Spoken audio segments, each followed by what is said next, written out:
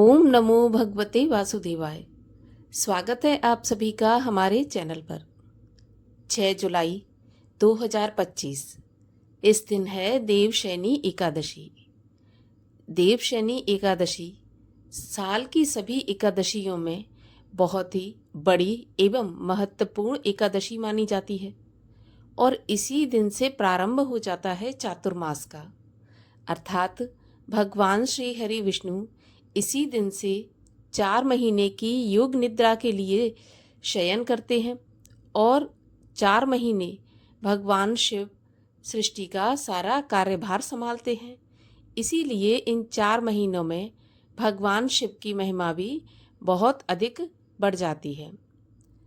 4 महीने नियमों का पालन भी किया जाता है और 4 महीने भगवान श्री हरि विष्णु को प्रसन्न करने के लिए, भोलेनाथ को प्रसन्न करने के लिए विशेष पूजा अर्चना भी की जाती है।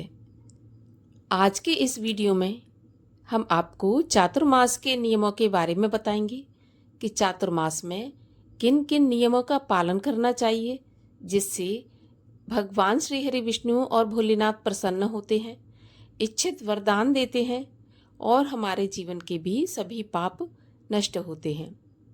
हमारे चैनल पर आप सभी प्रकार की व्रत कथाएं, महात्म और व्रत से जुड़ी जानकारियां भी प्राप्त कर सकते हैं।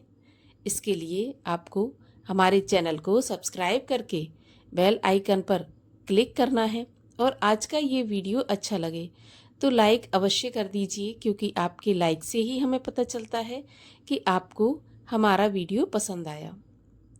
तो चलिए अब हम जानते हैं कि चातुर्मास में हमें क्या करना चाहिए, क्या नहीं करना चाहिए। तो देखिए, हिंदू वर्ष का चौथा महीना होता है आषाढ़ का महीना। इस महीने की शुक्ल पक्ष की एकादशी से चातुर्मास प्रारंभ हो जाते हैं। आषाढ़ी एकादशी के दिन से 4 महीने के लिए देव सो जाते हैं, इसीलिए कोई शुभ कार्य भी नहीं किए जाते। आइए आपको ऐसे 10 नियम बताते हैं जिनको कि आपको चातुर्मास में पालन करना ही चाहिए, जिससे भगवान श्री हरि विष्णु प्रसन्न होते हैं। इसमें सबसे पहला नियम है कि व्रत करना चाहिए। चातुर्मास के समय 4 माह में व्रतों का पालन करना जरूरी होता है। जो भी आवश्यक व्रत हों उन्हें अवश्य पालन करना चाहिए। दूसरा नियम है कि भूमि पर सोएं। 4 महीने भूमि पर शयन करना चाहिए, अर्थात बिस्तर पर नहीं सोना चाहिए। तीसरा नियम है कि सूर्योदय से पहले उठें। सूर्योदय से पहले उठना बहुत शुभ माना जाता है, इसीलिए हो सके तो ब्रह्म मुहूर्त में उठें। अगर ब्रह्म मुहूर्त में नहीं उठ सकते तो कम से कम सूर्योदय के पहले तो उठना ही चाहिए। चौथा नियम है अच्छे से और रोजाना स्नान करें। हो सके तो किसी पवित्र नदी में करें अगर आपके आसपास है, नहीं है तो घर पर ही गंगा जल मिश्रित जल से या ऐसे ही स्वच्छ जल से गंगा माँ का ध्यान करते हुए रोजाना स्नान करें। 5वां नियम है मौन रहें। जितना हो सके 4 महीने मौन रहना चाहिए। किसी की चुगली, बुराई इत्यादि नहीं करना चाहिए और भगवत भजन में ही समय बिताना चाहिए। 6वां नियम है एकादशना, अर्थात इन 4 महीने में दिन में केवल एक ही बार उत्तम भोजन ग्रहण करना चाहिए, अर्थात अन्न एक ही बार खाना चाहिए। हाँ, अगर आप चाहें तो फलाहार इत्यादि रात्रि में कर सकते हैं।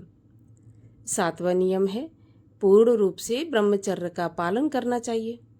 4 महीने किसी भी तरह की सांसारिक प्रक्रिया से दूर रहना चाहिए और ब्रह्मचर्य का पालन करना चाहिए। 8वां नियम है ध्यान, योग एवं सत्संग। प्रतिदिन सुबह और शाम योग करें, सूर्य नमस्कार करें, ध्यान करें, सत्संग करें, भगवान की कथा वार्ता सुनें। इससे जीवन और दिनचर्या दोनों ही सकारात्मक होते हैं, दोनों ही हमारे लिए लाभदायक होते हैं। 9वां नियम होता है भगवान विष्णु और शिव की उपासना करें।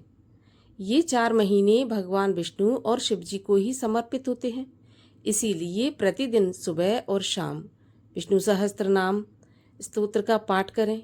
ओम नमो नारायणाय, ओम नमो भगवते वासुदेवाय इन मंत्रों का जाप करें, भगवान शिव की उपासना करें और पितरों की उपासना अर्थात पितरों को तर्पण भी करना चाहिए। 10वां नियम है कि दान करें। इन 4 महीने में 5 तरह के दान अवश्य करना चाहिए।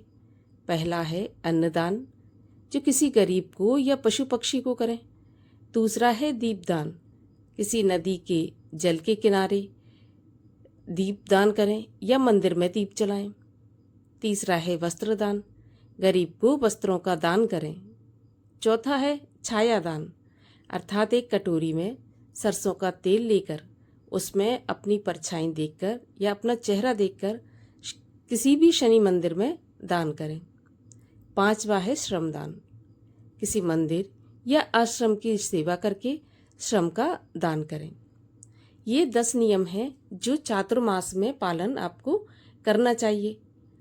इन नियमों से क्या फायदे होंगे? तो देखिए, जब आप इन चातुर्मास के नियमों का पालन करेंगे तो आध्यात्मिक और वैज्ञानिक दोनों ही दृष्टि से आपको लाभ होगा। आपकी सेहत में सुधार होगा एवं ऐश्वर्य की प्राप्ति होगी। मानसिक संताप मिटेंगे, सभी मनोकामनाएं पूर्ण होंगी। सभी तरह के पापों का नाश हो जाता है। सभी तरह के मानसिक विकार मिटते हैं और मानसिक दृढ़ता भी प्राप्त होती है। पितरों का आशीर्वाद प्राप्त होता है। भगवान विष्णु और भगवान शिव की कृपा भी प्राप्त होती है। घर में सुख समृद्धि बढ़ती है, धन धान्य बना रहता है। भाई बंधुओं कुटुंबियों का भी सुख प्राप्त होता है। इसके अलावा आत्मविश्वास, त्याग, समर्पण और संयम की भावना का भी विकास होता है। जब हम इन 4 महीने के नियमों का पालन करते हैं तो आत्मविश्वास में भी वृद्धि होती है, संयम भी बढ़ता है। इसलिए हमें चातुर्मास में इन 10 नियमों का पालन अवश्य करना चाहिए और भगवान शिव और भगवान विष्णु को प्रसन्न करना चाहिए।